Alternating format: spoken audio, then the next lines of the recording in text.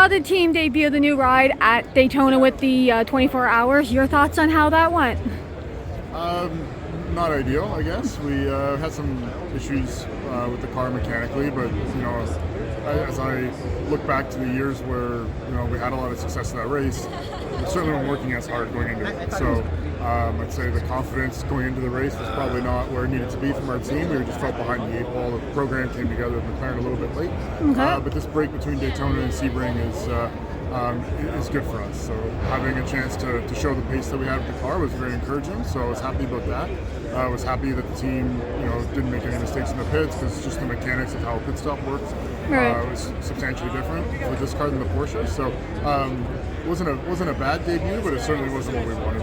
I'm going to say it is a lot different than the Porsche that we're used to seeing Pfaff run in that. What's the biggest differences that you guys have found on your side of things? Well, the doors. Yeah. Doors are the biggest issue. Yeah. And I say that part making a joke, part not. So, when we're doing pit stops, the driver changes, the door's open. Well, that's something we have to manage when we're running around the car doing pit stops. It's something we have to actually be mindful of. So that is a big change. The car is also substantially more complex. Right. So the car having turbochargers, it's just a much more complex piece of machinery, which is good and bad. So that's been a big adjustment for the team. And then really just not again. It speaks a different language. I don't mean that in a literal sense, but the Porsche had all the electronics, spoke a certain language, whereas this car they speak will be a different language. So getting all the engineers and all the systems people up to speed with this car has been a steep learning curve, but I couldn't be happier with the job everyone's done to get there. So what track are you excited to now to get to with the rest of the schedule? Canadian Tire Motorsport Park.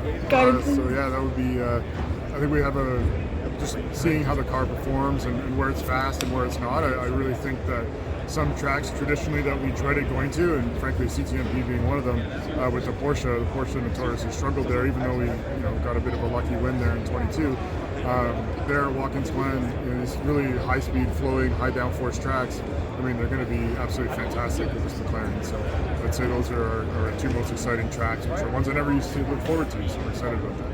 You got the Canadian connection now with having James Hinchcliffe as one of your drivers. What is it about him that surprised you or stood out to you working with him so far?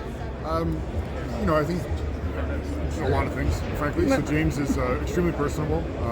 The way he gets along with all the team. So some drivers very much keep to themselves. They're really just focused on their craft, and that's okay. But what I found really interesting and cool about James is he made a point to befriend every single person on the team. So to the person putting ice in the coolers and to the individuals that are, paying him, he treats everybody the same, and I think that's such a huge, benefit to his career and why people love working with him, because he does treat everybody with so much respect, and I admire that about him.